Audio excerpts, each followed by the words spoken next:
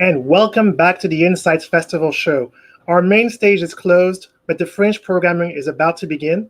And we wanted to first introduce you to the Insights Festival show with a little section to talk a little bit about polls. Polls, one of the most visible part of the data research and insights community. Polls are a thing which inform the rest of the world about how people feel about their governments, about businesses, about opinions in general, whether it be new products or new services, whether we want the sky to be blue or the sky to be red. Polls can tell us a lot about our societies. They can tell us a lot about the state of our world.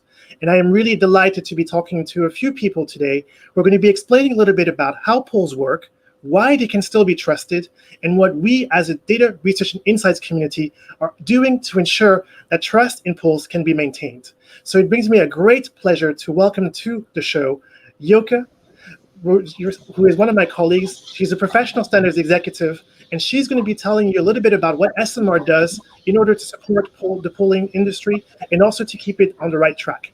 Yoke, welcome to the show. Hi, thank you, Kim. I'm very happy to be here, and we're talking about polls today and election polling specifically. And for anyone interested in or working with polls, election polls, and pollsters, ESOMAR's Professional Standards Committee has developed a range of products, from a guideline for pollsters to a report on the freedom to conduct polls, from a paper on the accuracy of polls from actually the last 40 years, to FAQs, frequently asked questions for journalists, for opinion leaders. And we've got everything combined on esomar.org/polling. So the Professional Standards Committee is really, because it's such a visible part of the data research and insights industry, finds it very important that polls are reported on well and that they are of good quality. So today we're going to talk a bit more about accuracy in polls and how we can still trust them. I am joined today by Kathy Frankovic. She is former director of surveys for CBS News and current polling expert on ESOMAR's Professional Standards Committee, and she's doing a lot of work with us on everything I just mentioned. And also joining us today is Ben Page, Chief Executive at Ipsos Mori in the UK. So without further ado, let me start by asking the first question. And let me direct that question to you, Ben. Are polls still useful? Aren't we living in a post-expert world? Do people still trust pollsters? Well, I can only speak for the country I know best, which is the UK. But first of all, so trust in opinion polls actually in Britain has stayed at about the same level for the last few years. It's actually risen recently. And overall, if you go back to 1940 in World War II, there's a professor called Will Jennings at Southampton University who has studied every opinion poll and every election since, I think, 1942. And he has looked at the accuracy of polls over decades. And his conclusions are that overall, opinion polls are no more accurate, but also no less accurate than they've ever been. And actually, in my own country, in Britain last year, we had a very successful European election and a very successful general election. Average error in the general election, Ipsos Mori, but also very good for all the other pollsters, was actually only 0.3% per party. And I think finally, if polls weren't useful, business and particularly politicians wouldn't spend so much money on them. If I may add something, I think that it's fair to say that people believe the polls, they still believe the polls, even though they might not say to a pollster that they trust the people who are doing them. We have an instinct to look for certainty. We have an instinct to look for numerical explanations of where we are. And certainly Americans are doing this. If you look at the reading and the attention that's being paid to the people who report multiple polls, like the polling aggregators, they are major players in journalism. I think that people are always interested in finding out about themselves and finding out about where they sit in terms of the entire population of the country. And polls are the way you do that. If I may jump in on this, Yoka, I think there's also a question which, of course, looms over the polling industry, and that's, of course, the Brexit use case and also the Trump use case, where most polls actually gave the victory to Clinton back in the previous election. And that, of course, are often kind of cases which were said, the polls got it completely wrong. So I wanted to kind of ask you both kind of, should we expect the same with regards to the current situation? Trump is again being shown as lagging well behind in the polls, except for a couple of them, and a couple of the ones where he isn't lagging, those are precisely the ones which, quote unquote, got it right. So I wanted to kind of pose a question then to Kathy, can we trust the polls with regards to the upcoming US election, which everyone around the world, I think, is looking at with real either concern depending or real excitement depending on who you're voting for, or who you're hoping that will win the elections? Well, let me put it this way. Whenever there is this sort of eruption of criticism following an election, pollsters take it seriously. So you will find this year in the United States that there's an extreme focus on the Electoral College. As you all know, I'm sure, the American president is not elected by a popular vote majority, by getting more votes nationwide. An American president is elected by assembling 270 electoral votes in the Electoral College. The Electoral College has not been a factor, I guess, since 2000 in Florida. But it really often isn't a factor, and Hillary Clinton was ahead in the polls by an average of 3 points. She won the popular vote by about 2 percentage points. So in a way, the conclusion that was drawn after the fact is that the national polls were just fine. There may have been issues, and there were issues with a number of statewide polls. So this year, you have pretty much every polling organization dealing with this as a state-by-state election. You're not just looking at the national total, you have to look at swing states in the Midwest and swing states in the West. You're looking at the states that could make the difference in who wins the election. That said, it's if the lead that Biden has nationally at the moment, Joe Biden over President Trump, holds, it's hard to imagine a scenario where he doesn't carry the Electoral College, but it is possible. So this is the attention that people are paying is going to be very different. I also just want to add one thing, and that is that after something like the 2016 election, the instinct that people has, and I guess this goes to the question of whether people trust polls, the instinct that people has is to say, oh, they got it all wrong. Well, some people got it wrong, but the measurements that were taken nationally were actually pretty much dead on. Yeah, it's the same with the Brexit debacle, where if you looked at the run of polls in the run up to the referendum, what it would have shown you is that very narrowly Leave was ahead. Now, on the day, we all had to make judgments. Ipsos Mori took a 51% for Leave and turned it into 48% for Remain. And I don't have time on a phone call to explain the detail of the assumptions that we made, but they were all about differential turnout by different groups based on past experience. But I think what has happened in both Britain and America over the last 5 years is that you've had a series of very close political events. And what we sometimes forget in the industry, in part because the polls are generally accurate, that if you've got a 2% margin of error or a 3% margin of error, that normally doesn't matter.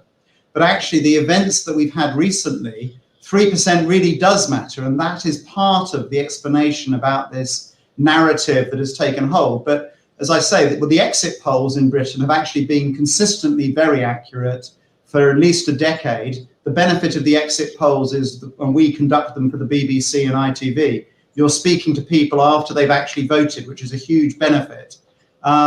But generally, it's this issue that very often the accuracy of this noise in the data, which is inevitable in an individual poll, 2 or 3% margin of error, normally it doesn't matter. But actually, of course, you've just had this series of events where it really did matter. But as Kathy says, I think I'm hoping that my American colleagues have massively improved their ability to do state level polling so that we won't have the upset with the Electoral College that we had last time. But it's a reminder that, you know, every poll, 95 times in 100 is within those margins. You've got a 5 in 100 chance or a 1 in 20 chance, even with the best conducted poll in the world, that it will still go outside that. And finally, while I'm talking, I think there's a big issue about this obsession that we have when we talk about political polls, about the horse race. It's all about who's ahead 2 or 3 points. The other huge benefit of polling generally is to understand, you know, what issues are people actually voting on? You know, what are the stories that are actually motivating people to go out and vote? What is this election actually about? And polling, when we move away from the horse race, is absolutely vital to understand what is going on in a country. Thank you, Ben. If I may just add on to that one thing. Just one thing. I think what this teaches us is that pollsters have to have a little bit of modesty and be mildly humble in terms of reporting their results. Now, that doesn't mean they can control other journalists or people who are talking about the polls, but in their own presentations, they need to be aware of all of the things that Ben just mentioned. I'd agree with you, Kathy. I think the problem, that there is a challenge with the news media, and particularly with social media, that on the day of the referendum, we had 51% for leave. When I later looked at this with the Royal Statistical Society, as we were doing a wash-up, of course, they're saying, well, on that sample size, you really shouldn't have said anything. You should have just said it's too close to call. And the problem is with the newspaper that you're doing the poll for, they want a front page. And if you say, Ben Page says it's very close. Well, yeah, but Ben, what are the actual numbers? You know, what's the actual, oh, Ben, so it's 51%, is it 52? But, you know, there's only a 60% chance that's right. It could easily go the other way. And I said that I was saying that in the media, but that is not, people are not interested in probabilities. They want certainty. And I think, as Kathy says, through humility, but also trying to educate journalists about probabilities rather than certainty is also important. That's true. Well said, Ben. So, Kathy, are Trump's concerns about mail ballot voting a concern in the US? Would it influence the work that pollsters do in the US? Well, I think every single polling organization is now asking people how they intend to vote. And everyone who does that is discovering pretty much the same thing. A majority of those who are supporting Joe Biden say that they will vote by mail. A majority of those who are supporting President Trump said that they will go to the polls on Election Day. Now, that clearly is going to be refined as we get closer to the election.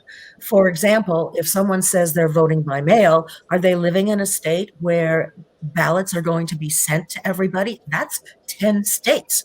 That's 1/5 of all the states. Every registered voter is going to get a ballot. Or do they have to request it? At which point you need to know if they have requested it, and you need to know whether they've requested it in time. So it complicates your measures of turnout and figuring out what turnout is going to be. And obviously those people who say they're going to the polls on Election Day, then you have to take into consideration things that might hold them back. Are they afraid of COVID? Is it raining? Is it snowing? Is something else going on that's going to keep them from the polling place? All of these things make it more complicated. They're all things you can measure, but you have to deal with them quite carefully. Yeah, and the weather one is an interesting one because we just had a winter election in Britain for the first time in over 80 years, I think in nearly 100 years. And as most of the folklore going back to elections at different times of year has shown, that actually overall the weather doesn't actually affect turnout that much, particularly when we do have a lot of people voting by post. One of the challenges is if a lot of people are voting by post early, is to know if you're doing a final poll that week, finding a way of counting the people who've already voted accurately. But all these are issues that pollsters are very familiar with. And as Kathy says, I mean, at least on the general election, on the national vote, actually, in America, there isn't really any case to answer. It's all about the accuracy of the some of the individual state races. If I may jump in with a question myself, I have a question which I know a lot of people in the public might have as well, with regards to polls' ability to influence elections, in the sense that, if you call an election for one particular candidate, it has an influence. Would you say that that's in place? I mean, look, pollsters want to be right. We're not. Yeah. And the other thing we found, I have an example from a while ago. Okay, go on. Oh, I was going to say I have an example from a while ago, but it's definitely the case that people are aware of what the polls are saying. If you ask people close to the election who is ahead in the polls, they'll give the right answer. Most of them will give the right answer, even those who are supporting the losing candidate. Now, that's a two-candidate race, which is what we mostly have in the US. When you get into multiple parties, you get strategic voting. I mean, you have to calculate what is the right thing for you to do in terms of who you support, who you don't want to win. And that one of the things you use to do that are polls. And the voters do use it, and they do change their minds towards the end, most particularly in multi-candidate elections. We have relatively little experience with those in the US. The British experience is that around half. Go on, Joe. Go ahead, Ben. So that's a nice segue to our next question. ESOMAR has this report on the freedom to conduct opinion polling. So what is the state of the world beyond the US and the UK, Kathy? Well, in the US and the UK, there really are no infringements on the right to conduct opinion polls. They can be conducted, they can be reported. There's no publication embargo. And so you could say there's freedom to conduct polls. In other parts of the world, in many places, there is the same sort of government response to polling. But in other places, there are legal restrictions that prevent polls from being published in a country before a certain period before the election. 7-day embargoes are not uncommon. 15-day embargoes are not uncommon. They exist even in Europe, in several European countries. And some countries, and I'm not talking now about countries where no polling is done. I'm talking about countries that theoretically can conduct polls. In some countries, election polls can't be done months before an election, which means they're relatively useless, and you don't know anything about what's going to happen at the polling place until the election takes place. So ESOMAR has done, as Joka mentioned before, a freedom to publish document. They've done 5-6 of these with WAPOR, the World Association for Public Opinion Research, which summarizes the restrictions in each country for which we have information, and it's really most countries in the world. And that's something that you can find on the ESOMAR website. I think there's also, as we're talking about, and I think of polling as part of freedom of speech to a certain extent. And I think we're in 90 countries. And one of the things that's very clear is even in countries that are ostensibly democracies, and even in periods when there aren't any bans, we are getting into a position where if you do something the government doesn't like, even though it's legal, you find your offices are raided for health and safety reasons, or there's suddenly a tax investigation into the company, which requires all your computers to be taken away for 3 months. And this, so it's not, if anything, it's getting worse. My observation would be, I don't know what Kathy's view is, my view is it's actually probably getting worse rather than better, because governments are becoming more sophisticated about controlling the media space generally. But I'd really be interested in that. But that's my perception, having worked in one company for 30 years. I'm not sure. I'm not sure that I see that. I mean, one of the things striking things that I've seen over time is that when you get to countries that have not been democracies, that are, coming out of autocratic histories, if you conduct an opinion poll there, you get massive information from the public. I mean, when we first started doing work in Moscow and in Russia, when places like even the Republic of Georgia, I mean, there are a number of countries where you don't have a history of this sort of event, of this sort of political participation, and it seems, at least at first, that people take to it the public takes to it quite easily. So No, I'm I sure. think I know that we may be seeing now, but no, I agree with that. That once it's allowed as part of free speech, people will do. There will be great enthusiasm for it. But my observation is that, I mean, Russia is a very good example. That in more countries, actually, it's gradually being suppressed. And there are lots of reasons why commercial researchers in a country like Britain and America will do one thing in Britain and America, but in other countries, there will be self-policing imposed effectively by fear, where the company, even if they were interested in doing political polling or even published polls, they won't do it because it's going to make life very miserable. The time is ticking, and I wanted to ask Yuki if there have been any questions coming in from the public, which have perhaps we should be infusing into the debate and the conversation we've been having with Ben and Kathy.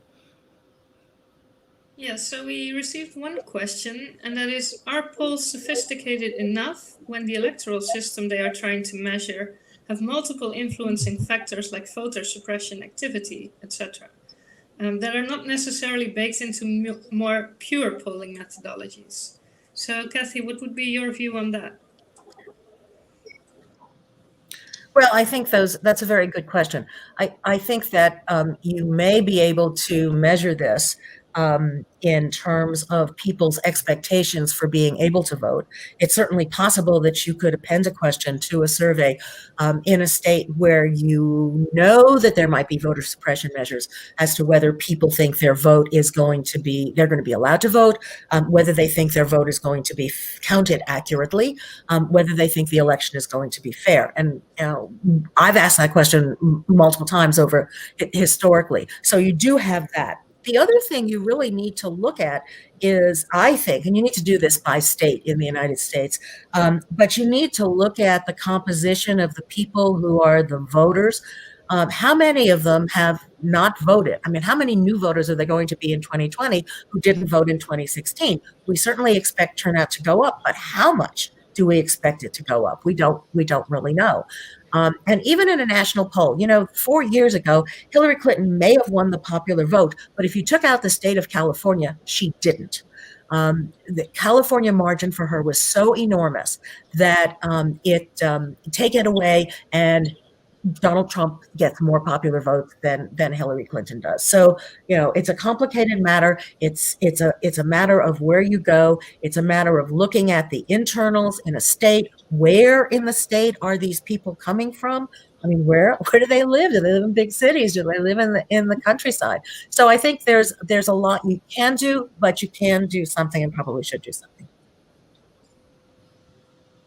Yeah, I mean, I think well-conducted surveys of the total population are first of all going to find out, overall, what does the overall population think about the candidate and what might they say, how would they vote if they voted? And then there's usually a whole detailed set of questions about their likelihood of voting for whatever reason, whether it's their own, somebody stopping them, you can check whether they're registered to vote. So these are all things that are fairly standard, to be honest. And so if people are, some of the forms of voter suppression are both direct, where you actually try and physically make it impossible to register, or you make the polling stations so far away that people give up and we can show you that they haven't voted by post.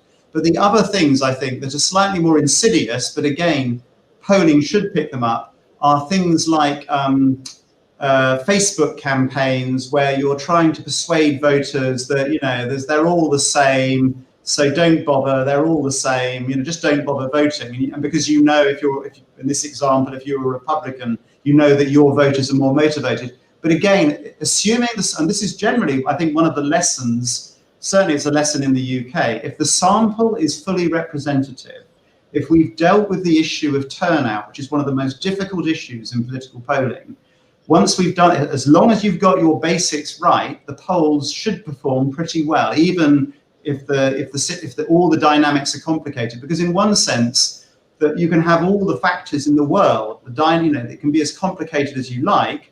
The key issue we're measuring is, how likely are you to vote? And then who are you going to vote for? So it's actually only two things we need to get right, assuming we've got a representative sample to start with.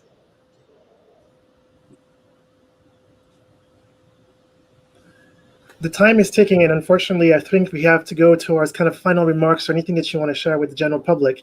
I wanted to kind of offer, you know, Yoka, Ben, and Kathy one final piece of advice or one final piece of information you would like people from around the world to know about opinion polls or to know about the work that ESOMAR is doing to try to make sense of how polls work, to increase trust and confidence in what polls do around the world. Kathy, do you want to get us going? Well, I will say a few things that ESOMAR has done. ESOMAR has partnered with WAPOR and with the American Association for Public Opinion Research to take a course that was developed by APOR for journalists, hosted at the Pointer organization, and turn it into a truly international course. We are in the process of trying to update it and in the process of trying to make it visually more interesting than it has been for the last little bit. So that's a measure that we're taking, looking ahead and trying to deal with journalists. One of the things that I notice as I read it, as I review the course, is that there is certainly a lot of attention being paid to being careful about what you report and being careful about how precise you think things are. As Ben said before, you report the numbers. Yes, 51% favor leave, but you then couch it in terms that says, but this is a poll, opinions could change, and this is quite close. Ben, the floor is yours. Yeah, on polling generally, I would just say, look, actually, despite all of the recent phenomena, overall, if you look at the long run, polls have actually remained very accurate. But at the same time, remember, the margin of error is there on any poll, even if you like it. And we need to get people, both in the industry and outside, just to keep reminding themselves about those inevitable margins of error. And Yuka, from the ESOMAR side? Yeah, so I would actually like to reiterate what Ben said. The margin of error is very important. So always, if you see a number, just think that it could also be 2% more or 2% less. I mean, this is, it's not an exact number. And yeah, check our website to see all the things ESOMAR has on polling. And you can find it at esomar.org/polling. Yes, and I would also perhaps add as well that if you ever have any concerns about polls or that are being conducted around the world, you can indeed reach out to ESOMAR, the global voice for the data research and insights community. We do have services available open to the general public. If you have, a poll that you're not sure about, just get in touch with us, and we can always check it out alongside you to see if if the poll makes sense, or if the things have been conducted without compliance with the ICC ESOMAR code, which is of course a global currency safeguarding the polls, but as well as the market research sector worldwide. I just want to extend a huge word of thanks to Kathy, to Ben, to Yoka for spending a bit of time with us this evening here in Amsterdam, perhaps a different time zone for the others. It's been great to hear from you kind of where polls are, what value they still have today, and that there is still a room for trust and confidence in what polls report as potential forecasts of the future. Thank you so much for your time. For those of you who've been watching the Insights Festival show, stay tuned. We have a few more sessions today. I'm going to North America, and we're going to be exploring with a number of researchers the state of the world according to Insights, but from the North American perspective. So we have a few shows foreseen.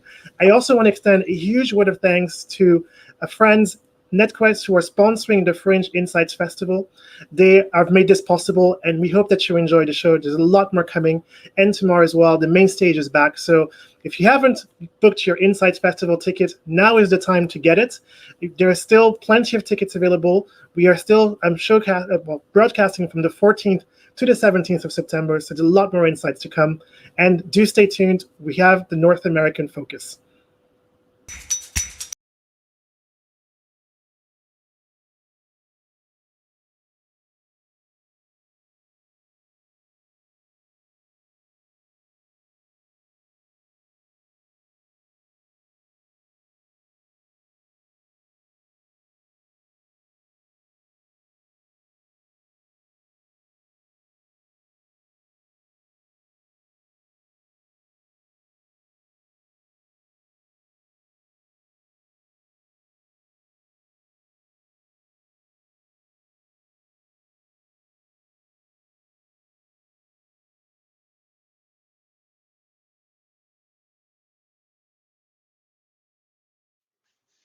Hi, and welcome back to the Insights Festival show. I hope that you've enjoyed the insights that we've been sharing with you so far. But today and right now, I wanted to give you another kind of perspective, and that is a perspective from Kristen Luck, who's the Vice President of the ESOMAR Council, and she's also working for Scalehouse. We wanted to talk to her a little bit about the United States in particular, to understand kind of what's happening in that particular market as part of our kind of state of the world according to Insights. So it's really great that we have Kristen Luck, who's been able to make some time for us so that she can talk to us a little bit about what's happening in the United States. Kristen, welcome to the show. Hi, thanks for having me, Kim. Wonderful. Well, let's jump right in because we don't have that much time. And I wanted to kind of ask you first, from an outside perspective, it might seem a little bit like the US is under a lot of strain. There's an electoral period, which of course nobody around the world has forgotten about. We also see huge tensions as a result of Black Lives Matter and other kinds of social tensions. And we also know that the United States is struggling to contain COVID-19. There's lots of things happening, and it might seem from the outside world that the United States is really at a watershed moment. So I wanted to kind of ask you, do you share that perspective? Or would you say, from someone who is in the US, who is involved with lots of, interesting projects, would you say that that's indeed the case, or is the reality a bit more nuanced than that? I think it's more nuanced. I mean, I'm sort of the eternal optimist. So where, others find downturns and destruction, I tend to look for opportunity and innovation, and just kind of naturally, that's my personality. Hey, it's not been a great year in the US. We have, to your point, really struggled to control COVID here. We've had lots of other unrest, social justice movements, political divisiveness, nationalism. On the West Coast, which is where I'm based, we've had murder hornets and now wildfires. I'm sitting in a cloud of smoke with hazardous air levels, so I may never be able to leave my house again. But I am seeing many glimmers of recovery in the US, and particularly in the research business. There are a number of companies that are hiring again. Folks are back at work. I think that this American spirit that we have about plowing through tough times together and always sort of being at the forefront of innovation has really carried this industry through this pandemic and through a very disruptive 2020. And so I see a lot of businesses that are in recovery now, that are fighting back, that are actively hiring, which is great to see, and are incredibly optimistic about the state of the industry, which is great to see because we're the largest research market in the world. That's interesting to hear, and also it's reassuring to know that there is perhaps a light at the end of the tunnel. So thanks so much for sharing that. Well, Yeah. It's interesting. I'll use Simon Sinek as an example. He gave a talk a couple months ago that I listened to, and his position in the talk is that these are not unprecedented times. And I wrote a blog post about this because as someone who's been in the industry for nearly 25 years, you know, I've been through the .com crash, through all the recession and disruption that was caused by the 9/11 attacks in the U.S., through the last recession, which was mid 2005 to 2007. So, you know, there are many cases where change or something unexpected has caused some businesses to fail, and other companies come out stronger and reinvent themselves. And I think that this is no different. I mean, you think about the advent of the internet, for example. You know, the internet put tons of businesses under because they just could not adapt to the internet age. You know, if you look at, for instance, every video store in the U.S. except for the one Blockbuster that happens to be in my hometown is out of business. They just got, you know, totally shut down by streaming. And, you know, so are these unprecedented times? No. Is it more sudden? Absolutely. Is it shocking to a lot of people? For sure. But we've been through periods of business disruption before, and no doubt we'll go through it again. So I think that this is just another, you know, wave on the roller coaster. And my understanding is that you've been working a lot with investors as well in recent months and recent years. And I wanted to ask you if you kind of have you know, a glimmer of insight coming from that particular community with regards to how they're, you know, how they've experienced the COVID-19 moment, but also how are they preparing for the post-COVID-19 world. You know, are they anticipating a fast recovery, the kind of V-neck recovery that we're talking about? Are you thinking that it's going to take a bit more time? But like you say, you know, companies can be resilient. Those who shift fast enough will get there. Would you say investors are in that same mindset? Yeah, I mean, hey, I think every business right now should be doing scenario planning without a doubt. I don't think we have enough information about COVID in particular to understand what a recovery may or may not look like.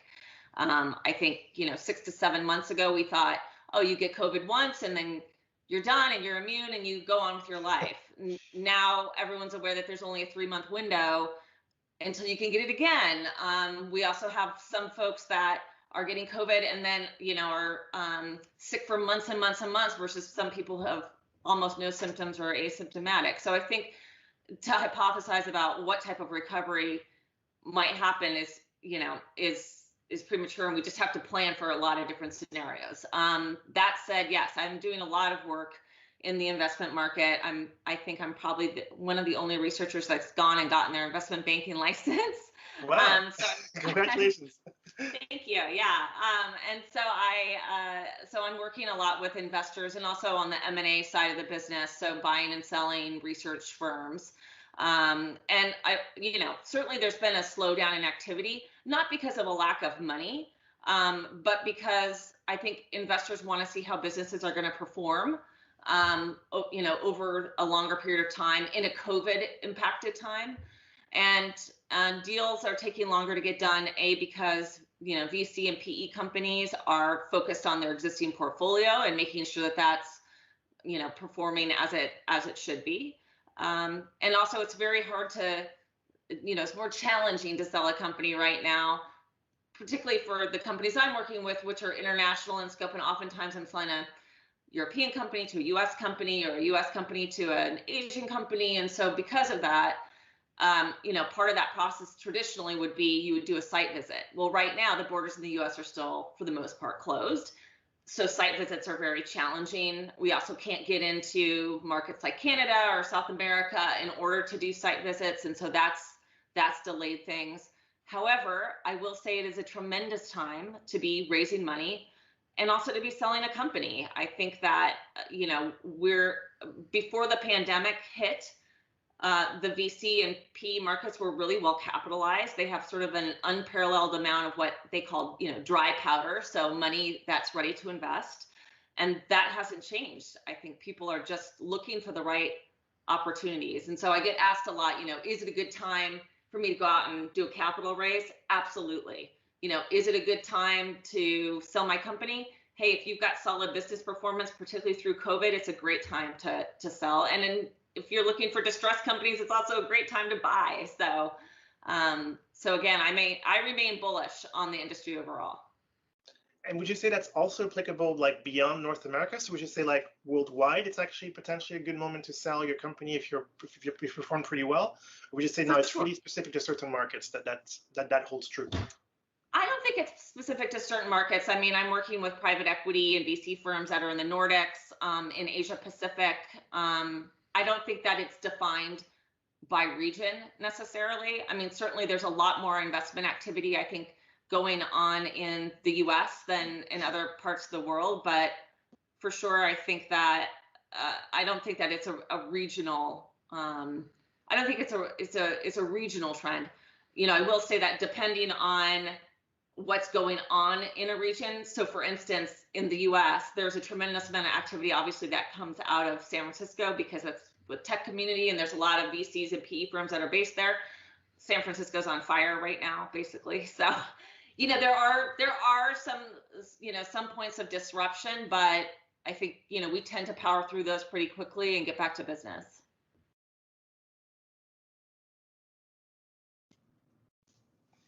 I had a plane that just flew by, so I had to mute the bloody mic. Thanks, Kristen, for that. And I wanted to kind of maybe now open up a little bit the conversation specifically around the data research and insights community. So those who are watching will probably now start to see that the data research and insights community is, of course, quite an important player in informing business leaders and government leaders and indeed the general public about the kinds of decisions that they should be taking about the future. And I wanted to kind of ask, you know, we see that in COVID-19, you know, the world has really changed. It's very difficult for businesses to be planning ahead, but at the same time, perhaps market research is the answer. So I kind of wanted to ask you, you know, how is the market research community performing in the United States and elsewhere? Would you say that actually the sector is proving to be resilient, or would you say that there are warning signs that should be heeded for those who are research users and are depending on the research that's being produced by these companies to take important business and societal decisions? Yeah, I think the challenge that we have as an industry is that we get really hung up on traditional methods and specific ways of doing things, which is a bad position to take in this kind of environment. I think that we need to stop thinking about how will we do what we're doing, because I've seen that a lot in companies that are just kind of hunkering down and waiting to see when they can go back to their traditional face-to-face methods, or, you know, doing other types of methodologies that maybe require in-person interaction. But I think rather we should focus on how will we do what we're doing in a different world, because it is inherently a different world. And I think as an industry, we've struggled to adapt quickly in the past. You know, I think that there was an article that I was reading this weekend that I don't know if you had a chance to read it, but the MRS recently released a report called Fast Forwarding Research. I think it was like how COVID-19 has reset the customer insights function. And there was a really interesting quote from a woman in that article that I printed out and I have it on my desk, and it says, as we struggle to make sense of a rapidly changing environment, we're much more reliant on chance observations, apparent correlations, and anecdotes that would ordinarily barely merit mention.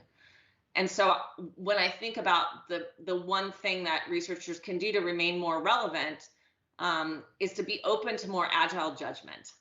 And by that, I mean acting swiftly and operating in an environment that is constantly changing, because that's what, you know, brands are up against. And I think that whether you're a client-side researcher or a research supplier, we need to be focused less on methods and more on, hey, what are the strategic business decisions that need to be made? You know, we still hear a lot about, you know, suppliers going in and talking about methods or a certain type of study they want to run versus focusing on the bigger picture, which is what the C-suite is interested in, which is how are we going to drive business performance? We're still not thinking like that. And I think that's ultimately, you know, going to be the downfall of companies that don't make it through this period.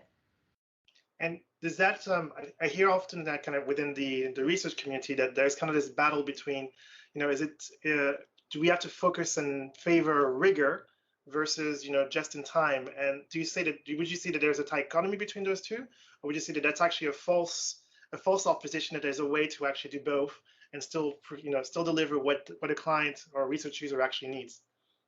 I think there's ways to do both. That said, I think that there's a trade-off analysis that sometimes you have to do, which is it better to get an insight quickly that isn't going to be some, life-changing decision, or, what are the decisions that require a great deal of rigor, and other ones where we're just trying to get fast insights, where we're just trying to make a quick decision, and it's not going to be a life or death sort of situation. And so I do think that there needs to be some trade-off there for sure. And a lot of people in this industry would disagree with me, and say, oh gosh, there always has to be rigor. Well, of course, we want to be using proper methods and research techniques, but also understand that, like, maybe for a specific study, we're not going to be asking every question in the universe, which as researchers we love to do, just one more question, just one more question, just one more question, versus just going out and asking 3 or 4 questions just to get the basic insights that we need. I also think that one of the things that we need to be able to do is be more adept at working with other forms of data. So one of the things that will help us develop greater rigor with faster turnaround is using other data sets. So behavioral data, point of sale data, online usage data.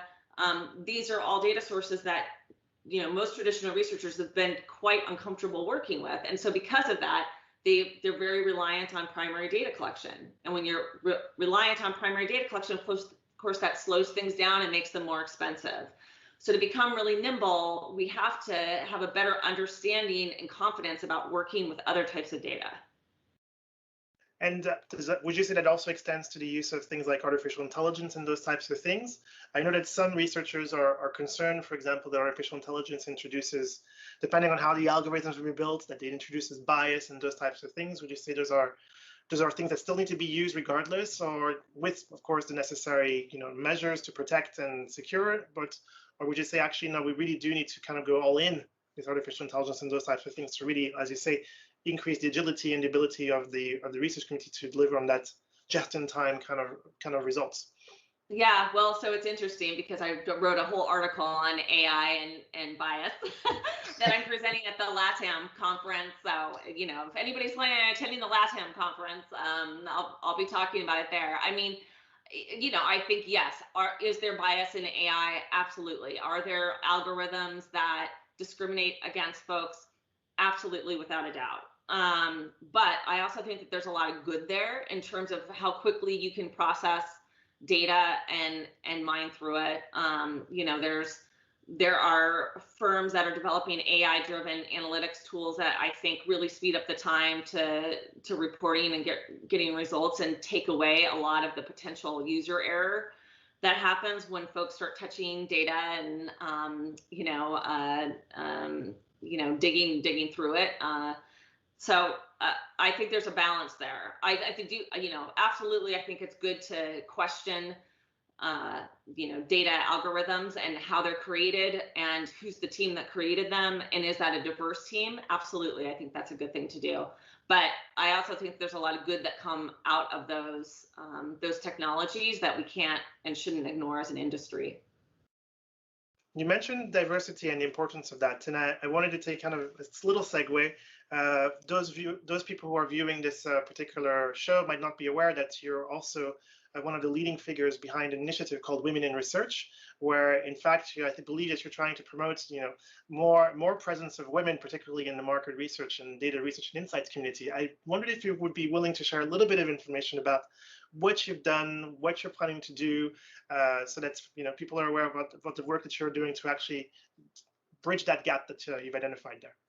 Sure. So Women in Research, shockingly, has been around since 2007. We went global about 6 or 7 years ago. So we've, got about 8,000 women in our community worldwide now, which is amazing. I think that what our original remit is to, raise the voice and presence of women in the research industry, where we have historically been the majority in the business, but very, very underrepresented at the C-suite. So for instance, when you look at the, Hana Michael 50, less than 10% of the companies are run by women. And so although women play a very important role in the doing of the research, they're not so much involved in the running of the companies that are putting that research out. And because of that, products and services and how we look at data becomes less diverse and is subject to, I think, to misses and errors. There's been the same conversation on the advertising side of the business, which is, should a group of white men be creating advertising targeted at women, which is how we end up with bizarre products like lady pens and other ridiculous things like that. But over the last couple of years, we sort of broadened our remit to focus not just on women, but on all marginalized groups within the research industry. And I think around 2 years ago, we started a Wire in Color group to help support women, who are identify as a person of color in the industry, and how do we provide more opportunities for those women and create more of a network and mentor and put those women forward for C-suite roles. So that's been a big initiative of ours, and even more timely this year with the Black Lives Matter protests that have been going on, not just here in the US, but I think in many countries around the world. Yeah, we're going to be able to dig into that a bit later in the show. So one of the upcoming screenings, we're actually going to be talking to some of the researchers leading some of these initiatives as well, to talk a little bit about Black Lives Matter and the role that the research community can actually play meaningfully in support of that movement. So it's great that you raised that, and I hope those of you who are watching do tune into that particular episode, because it's a really good one. I think we have some amazing speakers that we've invited to it, so it should be a good session. Well, I would also say to anybody listening to this, look at how diverse and inclusive your team is and your suppliers are. I think we can't truly understand consumer behavior, particularly during times of disruption like this, if the research sector is largely monoculture, which it has been. And so getting diverse points of view, and I hear a lot of pushback about this from people. I know Simon Chadwick just wrote an article that was basically saying like, hey, if you look at your senior management team or you look at your board of directors and it's all white and all male, you have a problem. And I hear a lot of pushback from people like, well, like we've got all of our C-suite positions filled. We can't, we don't have anybody to promote, or we don't have anybody to bring into those roles. Create an advisory board or reset your board of directors to make it more inclusive. Like there's lots of different ways of getting inclusion at those decision maker levels. So yeah, if you're one of those people that likes to come up with those excuses, feel free to email me and I've got a solution for you. The message hopefully is heard loud and clear. Yeah. Kristen, I kind of wanted to ask you, do you feel that the research community has risen to the challenge? I mean, like every other business sector, of course, the research community was heavily disrupted. Many which were conducting face-to-face focus groups, mystery shopping, all those things kind of went out the window as a result of all the confinement measures which were put in place around the world. But at the same time, I don't hear that the research community has stopped, supplying research users with vital information, which has helped them to make some important decisions in this moment. Would you say that that's true? Would you say that there's things that the research community has indeed done very well, or would you say there's other things where there's actually work in progress, but we're on it, hopefully? Yeah. Well, I mean, one of the things that we've done really well is created COVID trackers. I mean, I think that there's a COVID tracker for every day of the year right now. And I thought it was interesting in the MRS report that there were a couple clients that noted like, oh my God, I'm like inundated with COVID research. And I thought there was a really interesting poll that, or I guess a study that Harris Poll did, where they asked, Americans like, well, what do you think of COVID news? And basically everybody was like, oh my God, we're like so overwhelmed with COVID news. We can't take any more COVID news. We want to focus on something else. And I think, a lot of client-side researchers are at that point as well, which is, okay, great. We've got all the COVID information that we need.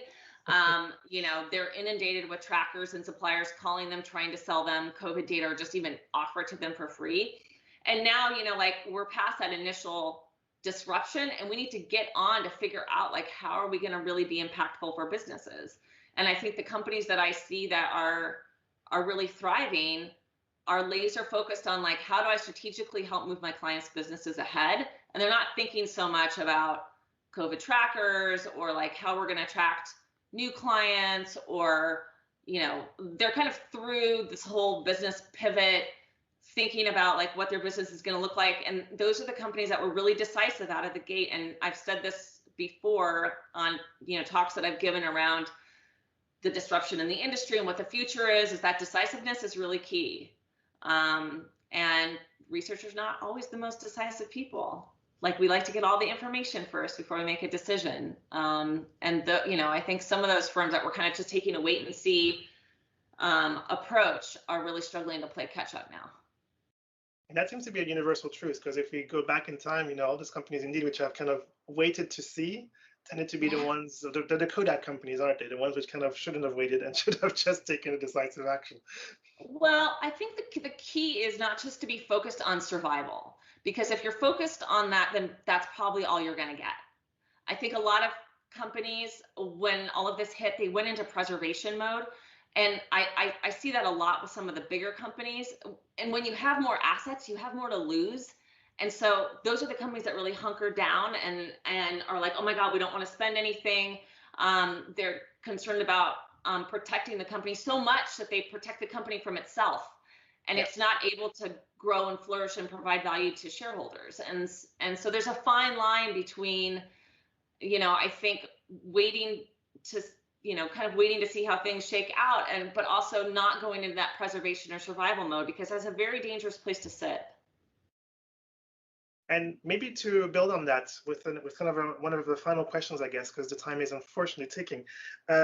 It's really, you know, is it still possible to succeed? You know, and I think you're hinting that actually it might be if you have the right ingredients. I'm just kind of curious, you know, are you seeing those success stories? What do they look like? You know, what are the things to focus on? And I'm maybe curious both from a kind of professional, personal perspective. So, you know, are people still able to find jobs, and from indeed a company perspective, are they able to still make business growth?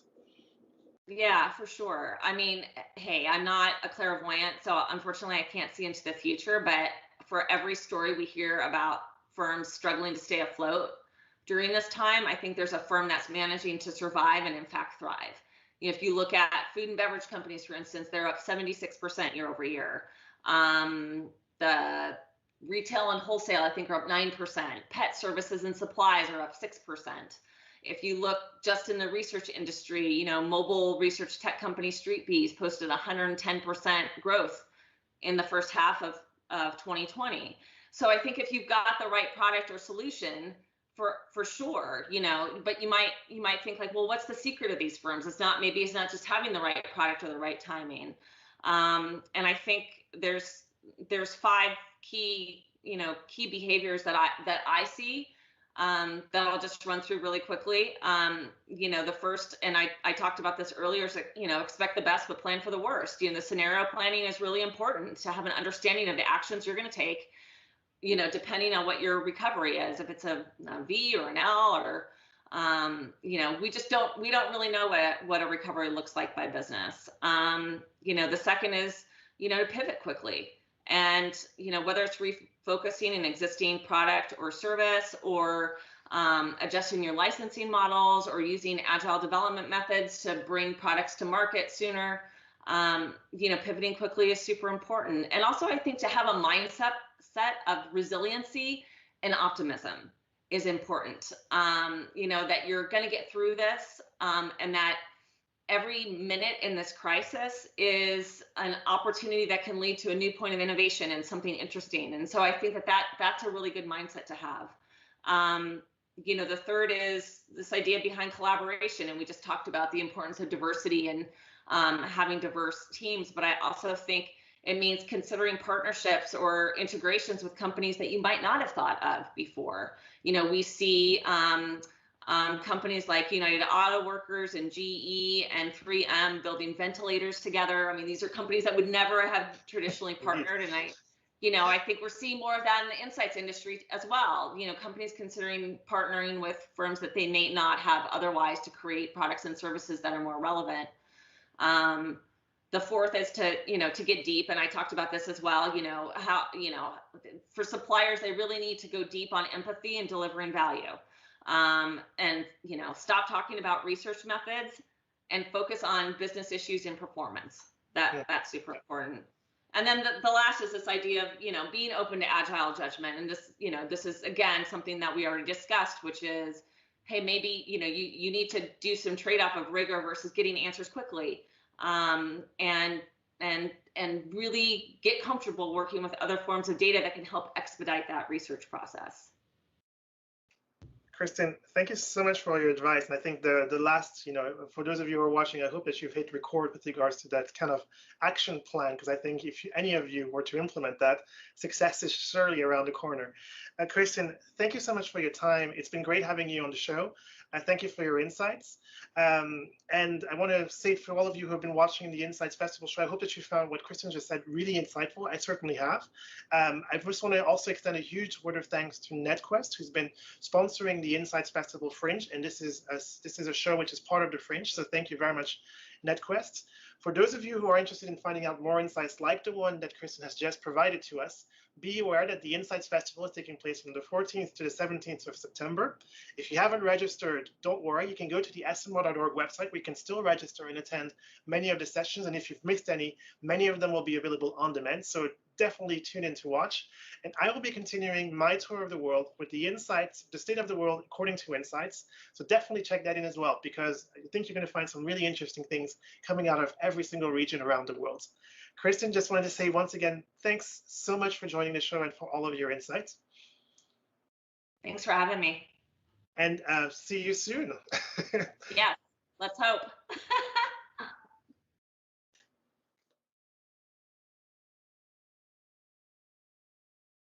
Hello, everyone, and welcome back to the Insights Festival show. I'm delighted to be joined today by Zachary Grashau, who is the Senior VP of Quest Mindshare. And it's fantastic to be welcoming somebody of his caliber to the show and to talk a little bit about the company. Zachary, welcome to the show. Thank you so much. Nice to meet you. Zachary, can you tell us a little bit about Quest Mindshare and what makes it such a special company? Absolutely. And it is very special. I've been here for about 5 years. We are an online data collection company servicing B2B and consumer audiences across the globe. I would say that 5 years ago, approximately, we shifted. We were more of a behind-the-scenes supplier of audiences to some other names in the industry and specialty companies. But over the past 5 years, we've really expanded. We've expanded our teams, our technology, so many components about our offering. Where we are today, we're servicing hundreds of clients with a wide range of needs, all online, and it's a very, very exciting time for Quest. There's a lot to answer that question, so I don't know if that satisfies for now. Sure, and absolutely. And I think I'm going to give you an opportunity to talk a little bit about the customers that are coming up. So could you actually tell us a little bit about your customer base and kind of what kind of companies are approaching Quest Mindshare, and what kind of problems that they're trying to be solved through your services? Yeah, absolutely. When I think of that question, I quickly think about perhaps somebody outside the industry asking me to explain what I do. And the first answer is it's such an enormous industry that people aren't really aware of. How many opinions are needed for every company when they're launching new products, when they need opinions about whatever direction they're going or whatever release they're doing. So we're a company that satisfies that, and there's so many different elements of who we support. While we support MR firms directly, we support consumer goods companies, we support end clients, agencies. Any company who's looking for opinions, we can target extremely well and find the audience people are looking for, and consult to help people understand the best practices and the best course of action to take on any given study. So to answer the question about who do we service, it's such a wide range, but it covers all elements, whether you're looking for consumers or whether you're looking for CEOs. We have different structures and different abilities to help with all different needs. Thank you so much for the answer. And of course, Quest Mindshare is one of our platinum sponsors, and we're absolutely delighted to have such warm support from your company for the Insights Festival. And I wanted to ask you, actually, in the context of the Insights Festival 2020, Sure. many of our festival goers are looking for insights, they're looking for something new, they're looking to learn new things. But what can delegates actually learn from Quest Mindshare? Because I understand that you will also be having a session during the main festival on main stage. Yeah, well, there's so many things that can be learned from us, and actually, it goes both ways. So we're going to the show to learn more about clients, potential clients, and customers as well. But when it comes to us, we always kind of work on a policy of open up the hood. Whatever direction the conversation goes in, we want to make sure that people have a full understanding of all of our capabilities and what's around that. So in terms of what's exciting and new for us, really, we are making huge investments into the core of our company. And the core being, we've really built up the project management teams, the sales team.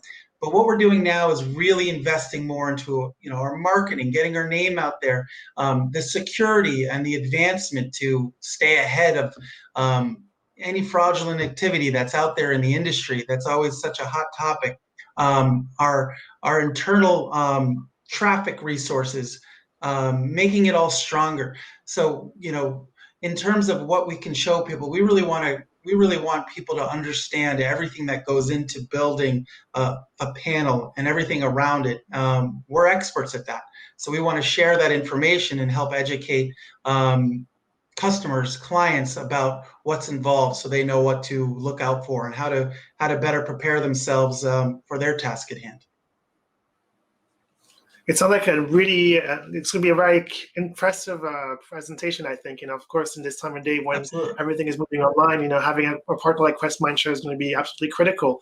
I don't know. I mean, you've already announced quite a lot of things which are new and upcoming, and kind of where Quest Mindshare is going to be investing its resources. Is there anything kind of particularly exciting that you want to announce to festival goers at this stage, or should they be tuning into the main stage to actually be finding out all of that from your presentation? That's a great question. And this is all off the cuff, so I don't have a list of exciting things, but I got to tell you, our fiscal year starts in October 1st, and there's more happening now than ever. We've announced just recently on LinkedIn 2 incredible hires. One individual leading our technology team, an engineer, and another panel management hire. There's a wide range of things happening. There are a few things that I think will be released within that presentation you spoke of that I honestly can't speak to yet because we're still working out the fine details.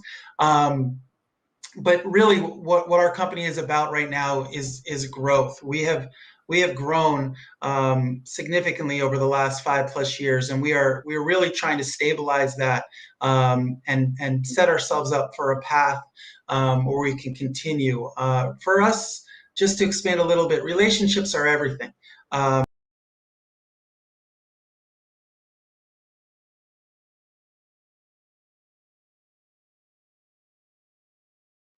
Hello, everyone, and welcome back to the Insights Festival show. I'm delighted to be joined today by Zachary Grashau, who is the Senior VP of Quest Mindshare. And it's fantastic to be welcoming somebody of his caliber to the show and to talk a little bit about the company. Zachary, welcome to the show. Thank you so much. Nice to meet you. Zachary, can you tell us a little bit about Quest Mindshare and what makes it such a special company? Absolutely. And it is very special. I've been here for about 5 years. We are an online data collection company servicing B2B and consumer audiences across the globe. I would say that 5 years ago, approximately, we shifted. We were more of a behind-the-scenes supplier of audiences to some other names in the industry and specialty companies. But over the past 5 years, we've really expanded. We've expanded our teams, our technology, so many components about our offering. Where we are today, we're servicing hundreds of clients with a wide range of needs, all online, and it's a very, very exciting time for Quest. There's a lot to answer that question, so I don't know if that satisfies for now. Sure, and absolutely. And I think I'm going to give you an opportunity to talk a little bit about the customers that are coming up. So could you actually tell us a little bit about your customer base and kind of what kind of companies are approaching Quest Mindshare, and what kind of problems that they're trying to be solved through your services? Yeah, absolutely. When I think of that question, I quickly think about perhaps somebody outside the industry asking me to explain what I do. And the first answer is it's such an enormous industry that people aren't really aware of. How many opinions are needed for every company when they're launching new products, when they need opinions about whatever direction they're going or whatever release they're doing. So we're a company that satisfies that, and there's so many different elements of who we support. While we support MR firms directly, we support consumer goods companies, we support end clients, agencies. Any company who's looking for opinions, we can target extremely well and find the audience people are looking for, and consult to help people understand the best practices and the best course of action to take on any given study. So to answer the question about who do we service, it's such a wide range, but it covers all elements. Whether you're looking for consumers or whether you're looking for CEOs, we have different structures and different abilities to help with all different needs. Thank you so much for the answer. And of course, Quest Mindshare is one of our platinum sponsors, and we're absolutely delighted to have such warm support from your company for the Insights Festival. And I wanted to ask you, actually, in the context of the Insights Festival 2020, Sure. Many of our festival goers are looking for insights, they're looking for something new, they're looking to learn new things. But what can delegates actually learn from Quest Mindshare? Because I understand that you will also be having a session during the main festival on main stage. Yeah, well, there's so many things that can be learned from us, and actually, it goes both ways. So we're going to the show to learn more about clients, potential clients, and customers as well. But when it comes to us, we always kind of work on a policy of open up the hood. Whatever direction the conversation goes in, we want to make sure that people have a full understanding of all of our capabilities and what's around that. So in terms of what's exciting and new for us, really, we are making huge investments into the core of our company. And the core being, we've really built up the project management teams, the sales team. But what we're doing now is really investing more into our marketing, getting our name out there, the security and the advancement to stay ahead of any fraudulent activity that's out there in the industry. That's always such a hot topic. Our internal traffic resources, making it all stronger. So in terms of what we can show people, we really want people to understand everything that goes into building a panel and everything around it. We're experts at that, so we want to share that information and help educate customers, clients about what's involved, so they know what to look out for and how to better prepare themselves for their task at hand. It sounds like a really, it's going to be a very impressive presentation, I think. Of course, in this time of day when Absolutely. everything is moving online, having a partner like Quest Mindshare is going to be absolutely critical. I don't know. I mean, you've already announced quite a lot of things which are new and upcoming, and kind of where Quest Mindshare is going to be investing its resources.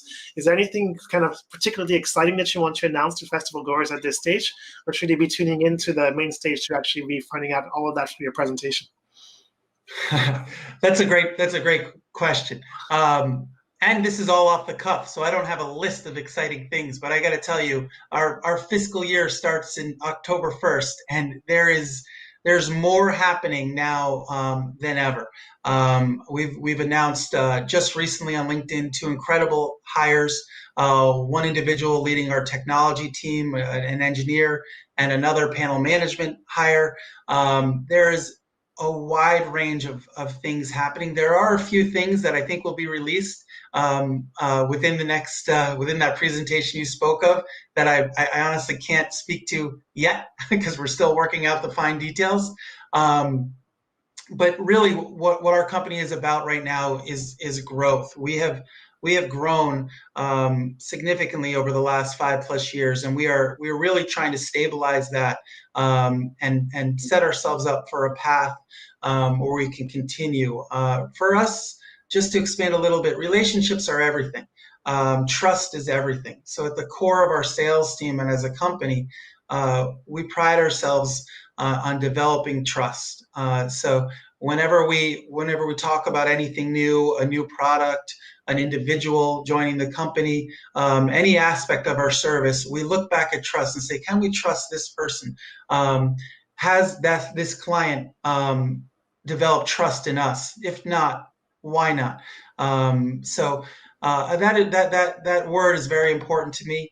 And the other one that is important as well is responsiveness. With Quest, you get full attention. We are as responsive, and we understand every pressure that a client is under, and we want to ensure that we have their trust that we will get the job done in time and with all the quality behind it. So there's a lot happening. And it's hard to get it all in 5 minutes, but I hope that paints a picture. Thanks so much, Zachary, for your time and also for your honesty. And I think those who have been listening to this presentation hopefully will have heard that there's a great partner to be made with Quest Mindshare. And just thank you so much for your time. And for those of you who want to learn more about the company, do check in on the Insights Festival, where Quest Mindshare will be sharing a lot more about what they're up to. Thank you, Zachary, for joining us today. Oh, thank you so much. Take care.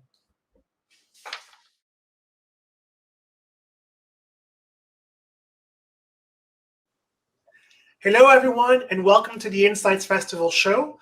We are at our next stop, North America, and we are delighted to be joined by a number of researchers from the region who are going to be talking to us about the state of the world from a North American perspective.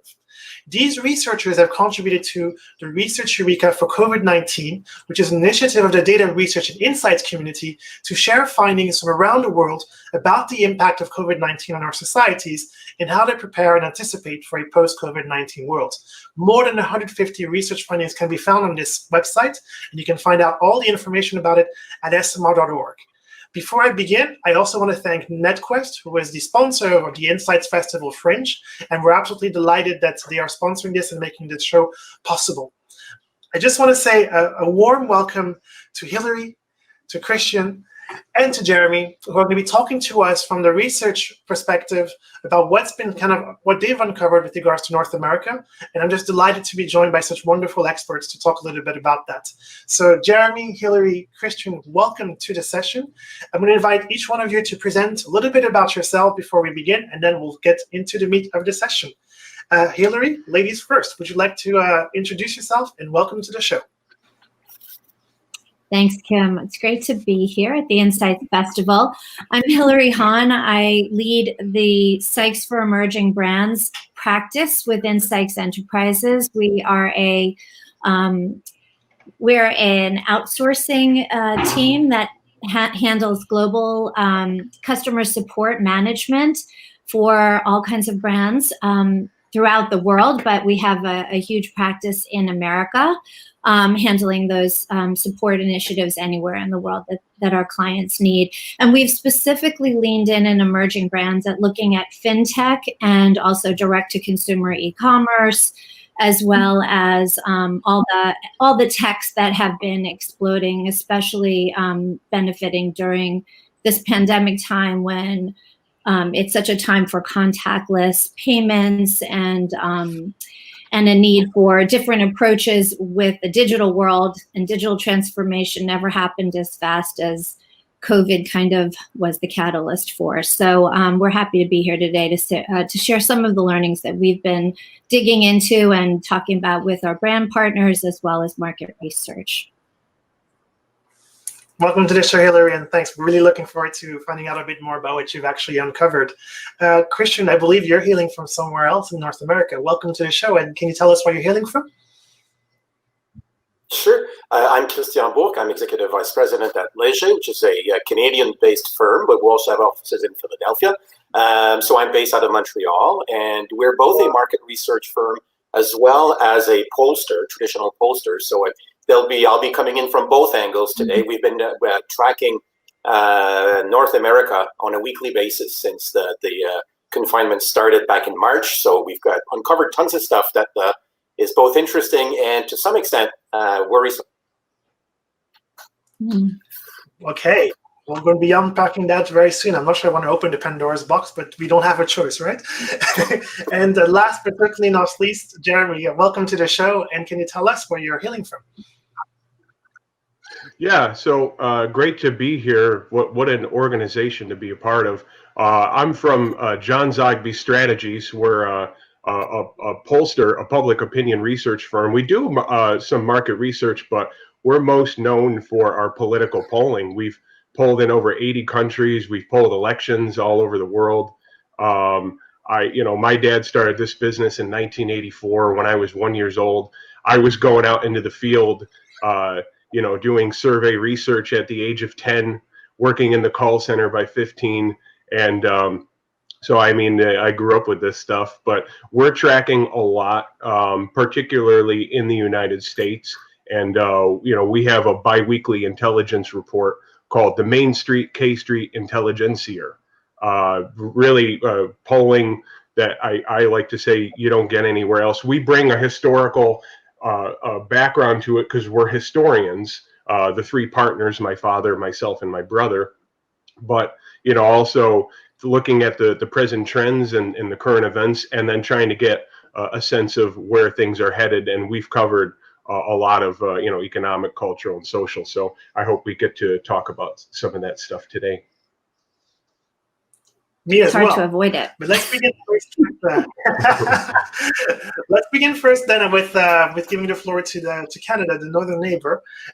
So indeed, Christian, you were saying that you were seeing some worrisome stuff. Do you want to tell us a little bit more about that, or do you want to begin first with some of the interesting good news? Yeah. If we look at the polling we've done across North America and the United States-Canada comparison is very interesting. What we found, and I think probably Jeremy has seen some similar data as well from at his end, is a decline in trust in institutions that we're seeing in the United States. We're seeing it in Canada to some extent, but not as much as we're seeing it in the United States. And basically, if trust declines, then something else rears up its more or less ugly head, which is the surge in conspiracy theorists or people who believe conspiracy theories that we've measured throughout this crisis. And it is getting to a level, to me, that I think is a source of worry. As we know, sometimes people who believe these conspiracy theories tend to decide to put the switch off in terms of participating in civil society.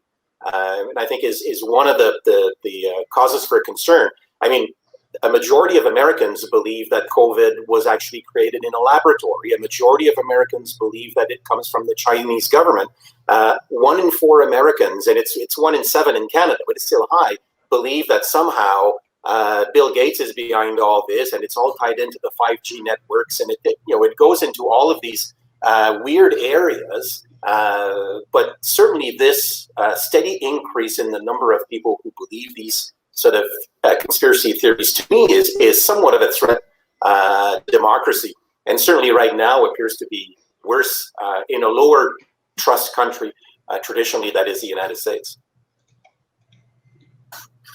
Hillary, I'm going to take you on a slightly different angle. So are you seeing anything like that emerging in the business world and in terms of the things that you've been working at, looking specifically in the fintech? Or would you say that this is a societal issue which has not yet reached the business world?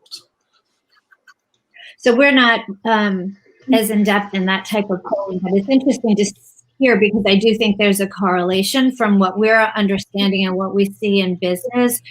The employees today expect so much more from their corporate leaders. It's that convergence of first the health crisis and how that threw everybody from an employee standpoint into hurdles and how they manage their own life and their children and their families and then their job, almost in that order.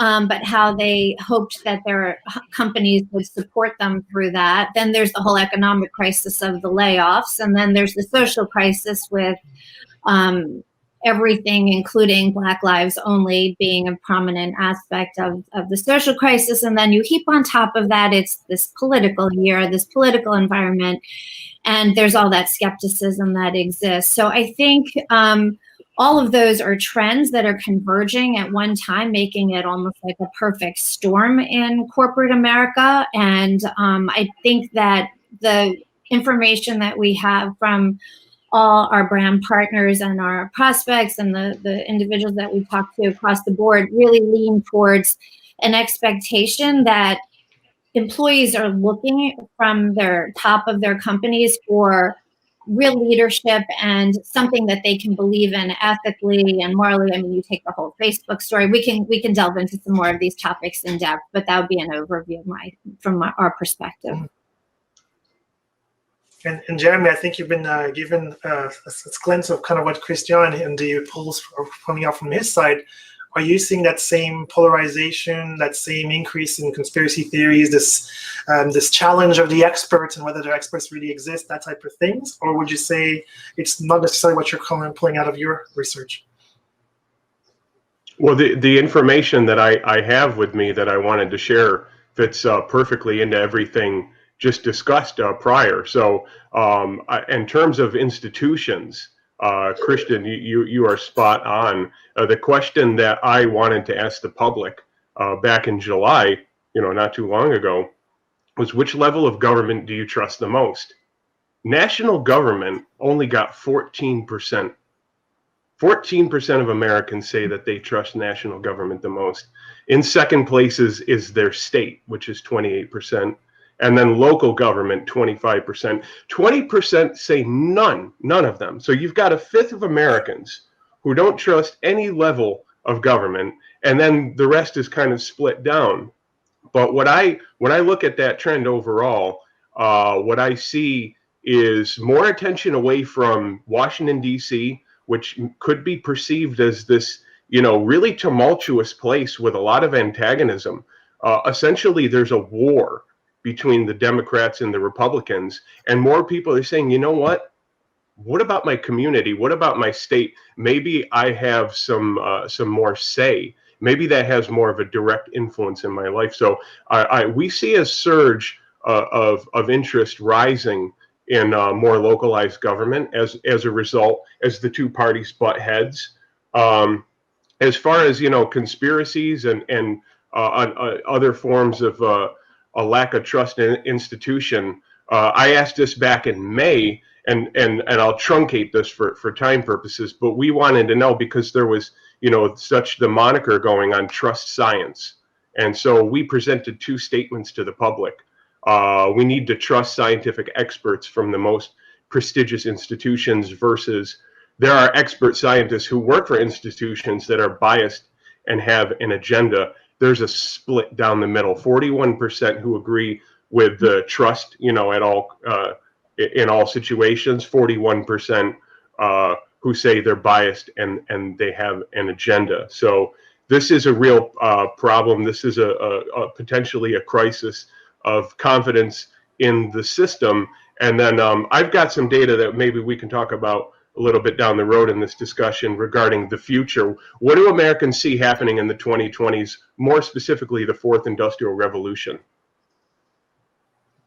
Yeah, I definitely want to unpick those and talk a little bit about the future outlook for the region a bit later. So absolutely, let's keep that, and hopefully we won't forget to talk about it. Christian, I know that at least from outside North American perspective, there seems to be quite a marked difference between how the situation is in the US specifically, the electoral year, we mentioned this, and those types of things, with how Canada has experienced essentially the COVID-19 crisis and how the politicians have been responding to it and those types of things. Do you say that the things which Jeremy has just highlighted holds true for Canada, or would you say that there is a difference to be made between the two countries? Yeah, I think it's showing sort of the gaps between the two countries even more than pre-COVID period. And if you ask right now to Canadians, what is the number one issue that you look out for, they will name the American election before they name COVID now, which is the level of concern Canadians have over what's happening in the U.S. presidential election. I think it basically showed that, and it holds true for a lot of countries in Europe, whether former Eastern Europe or Western Europe, what very high trust in institutions here meant a fairly, I would say, docile population when it came to when the government actually enforced different measures related to COVID. People kind of said, okay, yes, and they basically followed the orders that were coming from our different levels of government, which I think in terms of the outcome basically led us to have sort of pretty decent statistics when it comes to how the outbreak actually happened in Canada and what wave 2 may look like in the country as well. And generally sort of basically is the outcome of being sort of a country that tends to trust institutions and trust their neighbor a lot more than what we see in the US and in other countries as well. If you look at the global data on trust, and it's basically because of being a political scientist by training, usually high trust countries tend to have healthier democracies as an outcome. And right now, when you look at what's happening in Brazil, what's happening in the States, to some extent, they're at the opposite end of that spectrum in terms of being sort of low trust countries. And I think it is having an impact on how different countries have been able to manage this crisis so far. So Canadians would be, in comparison, we'd be like the Swiss in Europe in terms of being, doing what we're told, which is not the case south of the border. Hillary, to bring you back into the conversation, are you seeing a similar story developing in the business world? Is there low trust in business leaders and being able to kind of navigate through this unprecedented times with lots of turmoil, including economic?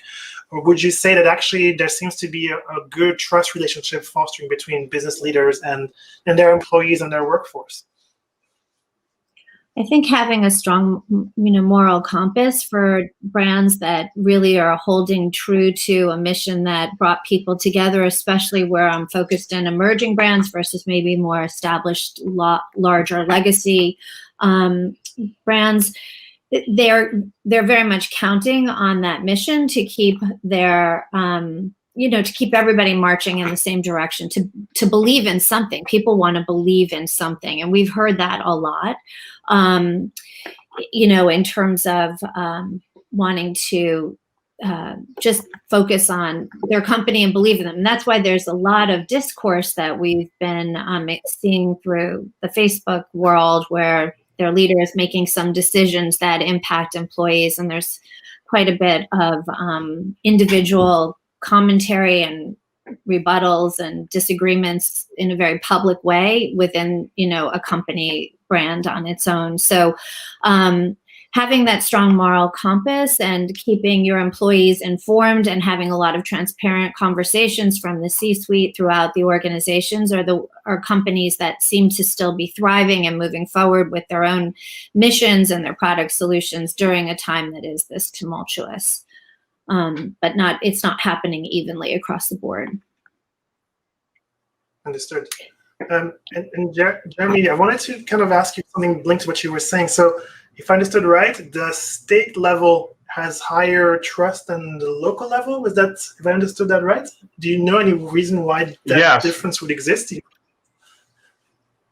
Well, I think a lot of it had to do with, especially from the Democrat voters who saw their living in Democrat states saw their governors stand up to Trump, and look, that's supposed to be a tradition in our country.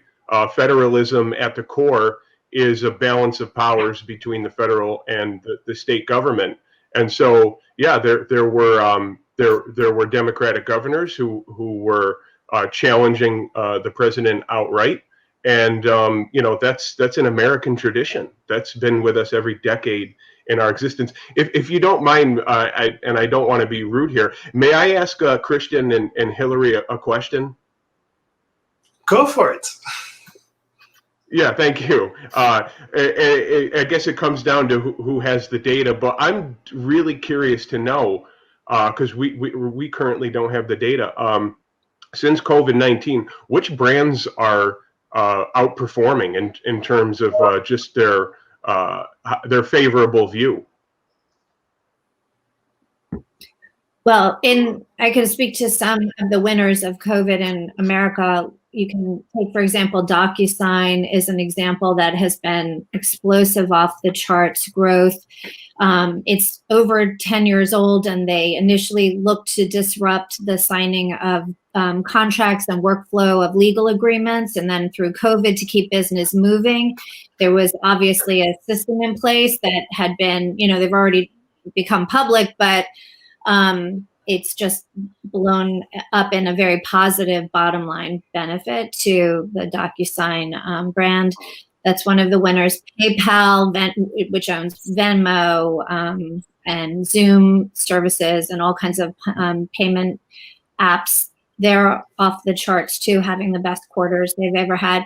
And I'll be honest, in our business, we're in the contact center space, as I mentioned originally, and we've had the strongest quarter in our company's history because all of a sudden customer support during these times has become almost essential. But those are a few of the brands I'm thinking of. There are, Christian, do you want to add any specifically? There's so many more, but I'm just going to think about it for a minute.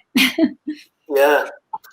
To me, it's not more in terms of brand names, but we do see in our data that there's a whole push towards great or asking companies to do more in terms of corporate social responsibility, involvement in the local community. There's a whole push towards buying local that has been extremely important throughout this crisis. People want to support their local economy a lot more than they would have pre-COVID. And I think this will lead to sort of and I think Hillary also pointed to that earlier, this sort of small is beautiful type frame of mind that people will be in for the next couple of years. And in a low trust and institution sort of environment, I do believe there's some big countries that we don't have a choice to deal with on a day-to-day basis. But when we will be able to exercise that choice as consumers, I think putting that trust towards smaller brands, emerging brands that are more authentic, transparent, and certainly we've seen throughout this crisis nimble and their capacity to adapt to the new lay of the land, basically has featured these smaller, more agile companies in a much brighter light. So this sort of small is beautiful trend is something that I'm looking forward to seeing in the short future. And then to switch to the larger ones. I was just going to add quickly, if you don't mind, just to add back to the fact, we can go back to the small and the sec, but the other companies that are amongst the big winners clearly are Amazon, Walmart, Target, Home Depot, Lowe's, all of these companies that have, first of all, the groceries are exploding for online and curbside and apps for buying your groceries like has never been seen before. And we've done studies that basically showed there's 23% reliance on curbside apps that plan to continue well past COVID. And we have a lot of information about 37% of 3,000 Americans that we surveyed at the end of June had said that they were using these apps for the first time ever. So just a real, we've seen it in their stock prices, but we've seen it in the news, but the survey data also supports that this is going to be long past COVID.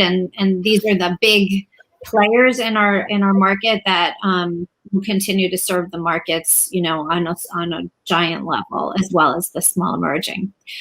Sorry, Kim, I just wanted to make sure I didn't forget the obvious. And then Apple's also having just an incredible couple of quarters in their stock reports too, from people ordering all of their devices. And gaming is another area. So just keep going.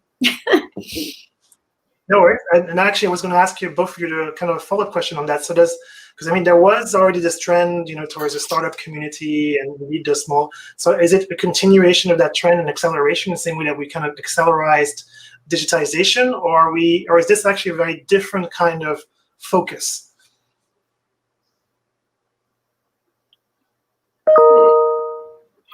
Yeah, I think from my perspective, I'm more towards the acceleration type, Kim, that you were mentioning, because I don't believe COVID created anything from a business perspective, but it basically just pedal to the metal on the sort of the online transformation of retail that was already there, but it basically accelerated to a level that nobody had anticipated before. But it is just a fast forward on what we were already seeing happening.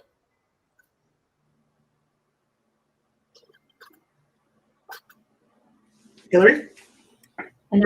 Yes, I would agree, just in the sense that these were products that had already seen an opportunity for disruption and a gap in the market, but they were just available with really substantial infrastructure and product solutions at the right place at the right time. And, there was the whole change from it was mobile first to now digital first kind of mentality across at least America. And I think it's a global kind of trend, but there's been nothing that's pushed the actual use, because it takes a really long time for consumers, even if technology is available and it works and it's proven by some, it takes a really long time to move consumers to adopt it. And during this lengthy time that we've been, shelter at home and wearing masks and being very thoughtful about anything you touch, it's been 6 months of people now not just trying things out for the first time, but becoming habitual in how they're approaching it. And the ease of these apps and online shopping is something that you don't quickly return to. And I agree with Christian that there is a big movement with the polls and the individual conversations that we've had, that if people are looking to go live to a place and shop, it's less the malls. It's more about doing that local town shopping, local restaurants, either take out, curbside, or eat outside while the weather's cooperating. And people want to support their local markets as opposed to thinking about like the mega stores. So it's almost like those stores have to reinvent themselves. And then we've recently heard how Amazon was taking over mall space from Sears, I think it was, and these giant stores that are no longer retailers, but they're using it for giant distribution centers, which is, a sort of sad note, but at the same time, an opportunistic one on their behalf, because those places exist for them to leverage during this time. I want to segue to perhaps expanding a little bit and to understand if there's any kind of new emerging themes beyond kind of the ones we've raised, where you would say potentially leaders might not be aware of as emerging, but it's starting to show through your research. I don't know, Jeremy, if there are any additional issues that you would say are things that we should be keeping in the back of our minds. I mean, I know, for example, with the Black Lives Matter, which I think kind of came out of nowhere, but at the same time is maybe the most salient expression of social disquiet. But I'd be curious whether there's anything else kind of that you're seeing coming up through the polls, which we should be aware of. I'll just make one comment and leave it to the. Go ahead. Yeah, I'll just keep if for some reason it froze out. But Kim, if you were asking me in general about what's going on the ground with Black Lives Matter, was there a special angle to the question? The question was essentially kind of Black Lives Matter, but also is there any kind of Black Lives Matter as an example of increasing social disquiet, but are there other issues which leaders might not be aware of, which is starting to emerge from your poll, which you would say are things that should be watched more carefully as emerging themes to be be mindful of? Okay. Well, I mean, off the top of my head, if you mention Black Lives Matter, I automatically think about the call to, I call them history wars, okay? So we're going through this thing, this is nothing new, but it's intensified as of lately as calling into question, hey, you know, should Jefferson, former President Thomas Jefferson and George Washington even have monuments? We just came out with a poll of only likely African-American voters, and a plurality, it was 42%, said no, those national icons, those monuments should not be removed. There was a 24% that wanted them removed, but this is another thing that's playing out in the United States that I think, you know, if you think about it, really says a lot about where we're going as a culture and how our history will be viewed 10, 20 years from now. So that's something to look out for culturally. And I'll tap And onto Christian, that, you know, and so go ahead, Kim, Go ahead, you go. Haley, go ahead. Oh, I was just going to add Floor's that all in yours. speaking with numerous of the venture capitalists who basically advise all of these new economy brands, that I know that there's been guidelines given where they try to caution the leaders to not make promises that they can't keep up. And even though it has been a very large scale topic on a social level that employees want to know about, and consumers want to hear how the brands think and feel and will act, making promises on a grand scale when they don't know that they can actually uphold them for the long term isn't necessarily the best strategy, because consumers don't forget, right? And if you make a promise to the consumer market, they are long to remember that if you don't uphold it. So there's been a lot of advice doled out to kind of because the big tech companies have been very much on the forefront of stating their opinions and making, you know, and creating platforms that guide a very large market.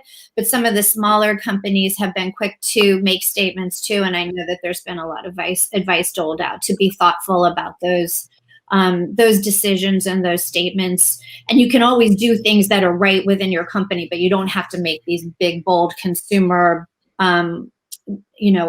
statements that can be quickly brought to the front if they're not upheld. Yeah. And do you see that if companies do get it wrong, do you think there's a financial risk to doing that? Or would you say it's more just a reputational hazard? Oh, I think we've seen a lot of boycotts too. I'm trying to think of something. Right.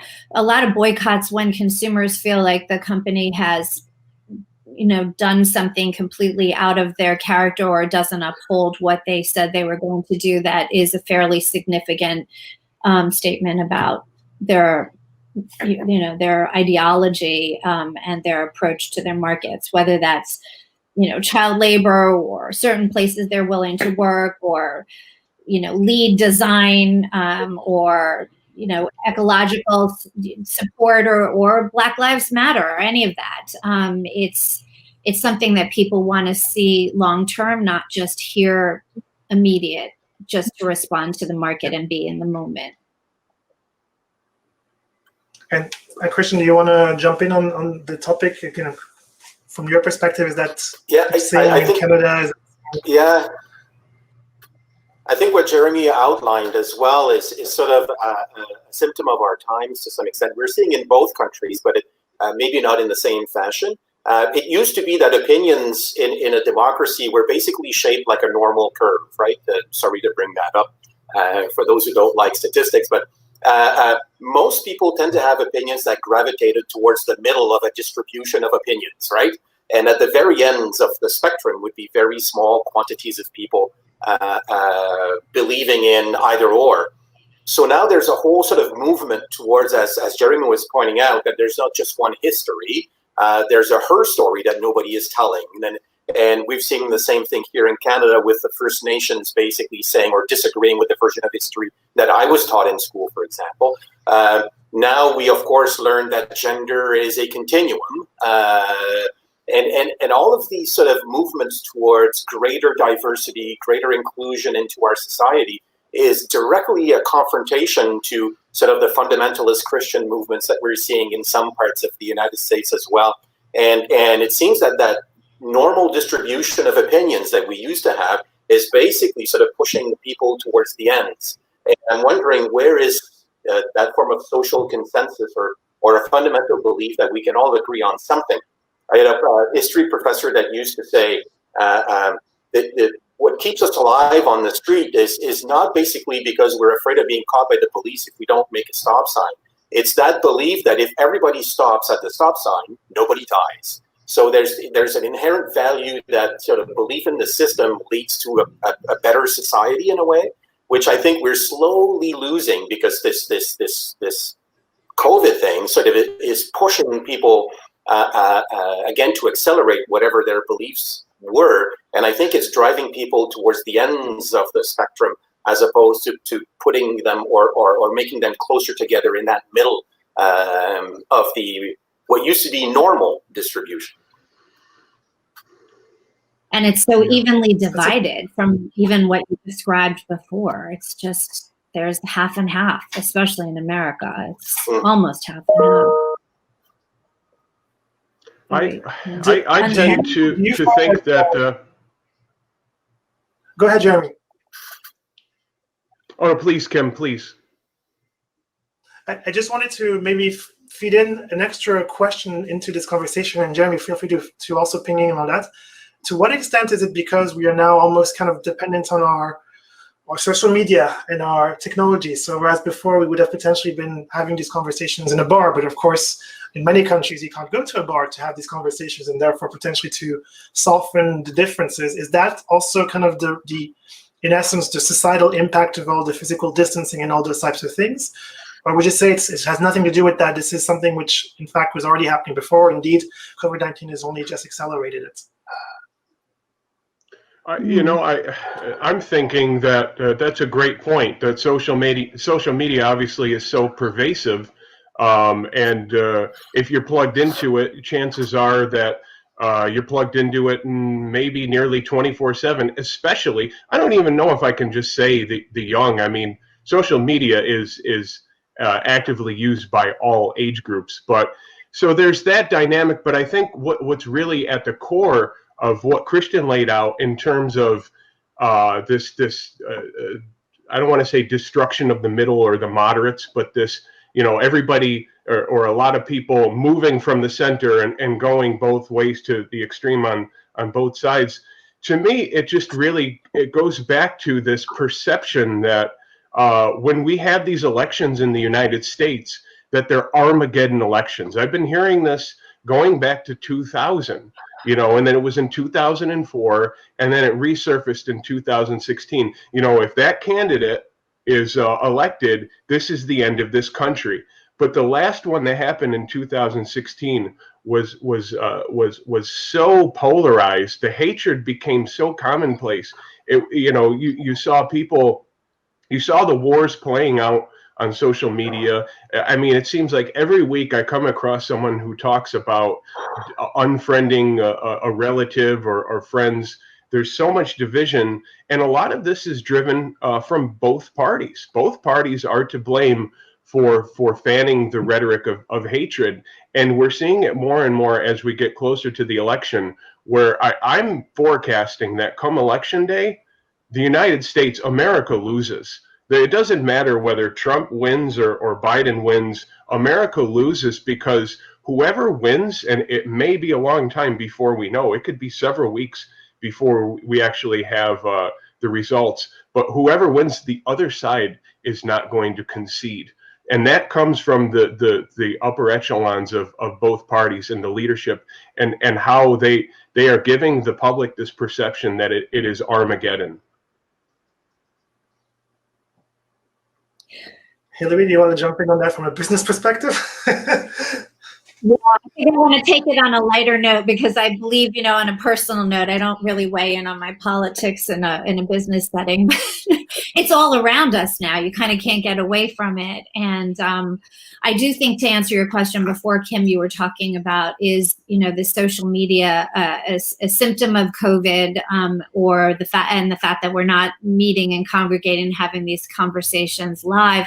I think that, like Jeremy was describing, Christian's described, there's such opposing views that I've actually seen on social media, especially if you follow different threads on Twitter. People are saying on Twitter that they can actually be themselves and air their own opinions without their friends and family, or their family and their friends, whether it's, sometimes they side with their friends, but they disagree with their family, and vice versa, but they can be free to speak in a public forum like Twitter. And I think there's this, democratization of social media, because just like when you think about digital, and we have members of our families who are in their 80s and some in their 90s that are using FaceTime and Zoom and Facebook to stay in touch with close family and friends. So I think that there is some aspect, again, that this time of pandemic has really ushered in a kind of new status quo of using social media to communicate in every different form, but it existed before. It's just accelerated through this period, in our opinion. And Christian, from your side, is I that? was going to say one more thing on a positive note. There are all kinds of things that people are also using, like social media, or just this time to actually use online learning. Like, there's such access. I've seen all of these universities doing all of these new podcasts on almost any topic out there. You have a brand like Masterclass, which offers a subscription at $180 a year or something like that to listen to like the best of whatever topics you want to, whether that's the top chefs, the best politicians in poli-sci, the best people in fashion, and they're sharing those lessons. I don't know what that noise was, but anyway, these brands who take advantage of this online learning at also an accelerated way. So not all of it's terrible, but just wanted to speak to the positives, that there's so much access to content on a free level, including Insights Festival. Look at all this content you're putting out there for everybody that they wouldn't necessarily have unless they were visiting in the flesh. Thanks for the shout out. Christian, do you want to add to it and indeed paint a more rosy picture? Actually, on the positive side, I think that the crisis is also showing to some extent that people are fairly resilient as consumers as well. What we're seeing in Canada now is that consumer confidence is actually a little bit lower than it was pre-COVID, but still very positive. The outlook on the economy is fairly positive. The housing market is doing exceptionally well here in the country. Of course, we've seen an increase in unemployment with all that's happened, but it basically went from 6 to 12, and now it's actually going back down. So Canada was already in sort of an enviable posture before the crisis, and still people will want to spend money. And there's something else happening. We've seen it in France, Spain, and reports coming out of Great Britain as well. People have actually reduced their debt load throughout this crisis overall. So financially, a lot of us are doing slightly better than we were 7 months ago, which to me may lead to the fact that the recession that we're all in, and would have been worse if governments were not printing money like there's no tomorrow, of course, but that this recession, if it is sort of V-shaped, which is sort of a low point and then back up fairly quickly, that we could get out of this in a pretty good posture. So I think as consumers and as individuals, economically anyways, the picture is not all that black, certainly not black, and certainly not all that gray either. So that's where I do see some better tomorrow is that we could get out of this economically in not such a bad shape. That's super interesting, and I think also perhaps highlights there's room for optimism as well, which is good to know. Unfortunately, I wish we could open so many more of these Pandora's boxes, but the time is ticking, of course. I wanted to kind of ask you as kind of concluding remarks. Are there any kind of emerging things that you would say are very specific to North America? So for new businesses who are looking to enter the North American market, are there specific things that you would say, be very careful about these particular issues? And I mean, what would you say is kind of the outlook for North America, say next year, when potentially we are really living in a post-COVID-19 world, we have a vaccine, etc. What would you say is the future outlook then? Maybe Christian, can you start us off? I would say the crisis is making us more aware of basically our place in society. I think companies that come in with a sort of a very high awareness of what sustainability means for them as a company and the product or service they put out, I think will be extremely important. Corporate social responsibility will be even more important than it used to be. And I think people will want to make sense of what they buy or sense out of what they're spending their money on. And making sense for those brands will mean having a product that's sort of more intelligent from a sustainability perspective. That trend existed before, but I think will become even more important once we sort of get over the hump that we're on. And Jeremy, election year. So what will polls say? It's too tight right now. It's too close to call. Right now, Biden is ahead. In our poll, he's ahead by about 4 or 5 points. But really, we're looking for the so-called October surprise. Usually, in an election leading up to election day, there's some kind of event that has the potential to move just enough of the needle to the other side. I think that's going to come from both sides. So we're looking out as to what it is. Maybe it's the announcement of a COVID vaccine. Maybe it's a big dip in the market. Maybe it's some revelations about one or both candidates. But that's what we're looking for, and that could very well move the needle either way. But as of today, it's too close to call. There are some polls that are showing Biden ahead by 10 or 11, but that was the same thing that was happening back in 2016. So I wouldn't take that too serious yet. I'll say one more thing regarding an optimistic outlook. We talk about the declining faith in institutions and primarily national government. I would say, this may appear to be a threat, but it could be an opportunity in the sense that our polling data is showing that as people lose their faith in political power, they have more faith in people power. And I think Christian alluded to that in terms of being a consumer, voting with your dollars, being more informed about your choices.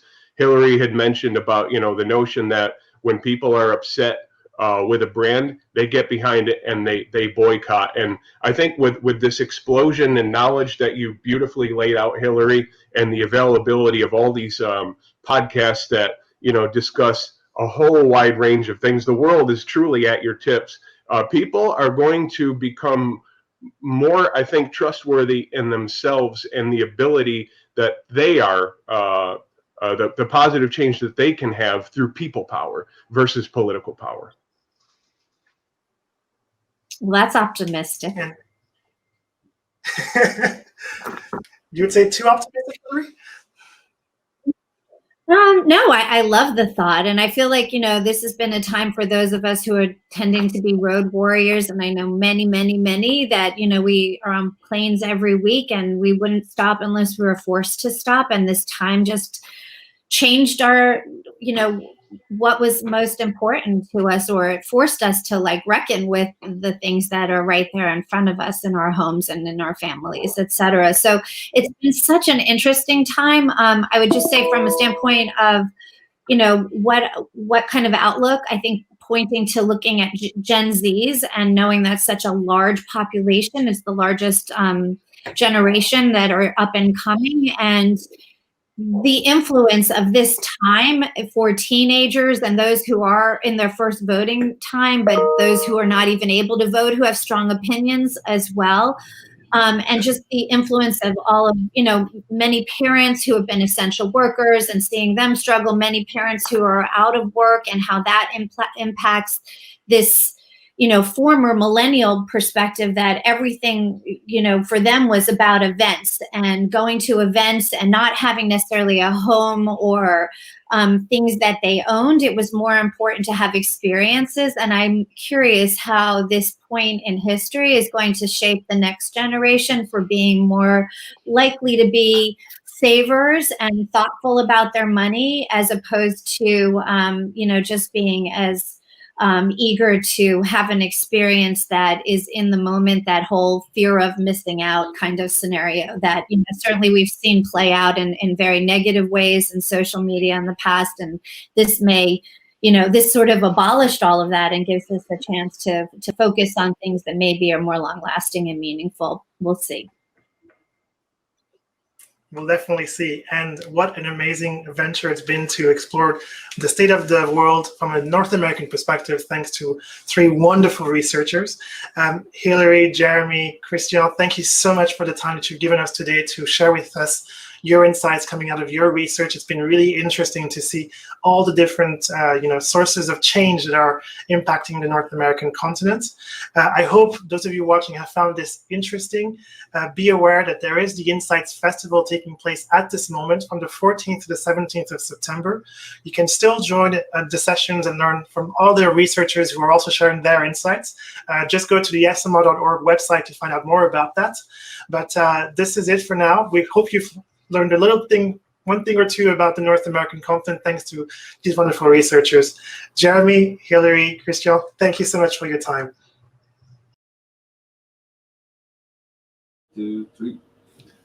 Hey, and welcome back to the studio at the Insights Festival show. I hope you really found that North American State of the World According to Insights section interesting. Just to let you know, we're going to take a little 20-minute break because, all that insight, requires a bit of a break. So go and have a drink, grab a cup of coffee, grab something more alcoholic if you're at this particular time of the day, and then we'll be back. And I'll have two of my other colleagues who will be introducing the people behind the insights, the people who make polls each and every day, the people who make social media listening possible. They're really interesting people when you get down to it, and my colleagues will be looking at that. After that, if you are a festival goer, I invite you to join us at the portal. Why? Because we have the welcome reception. And Alfonso and the team here have got something really special lined up just for you. I'm getting ready. I've got my bubbles.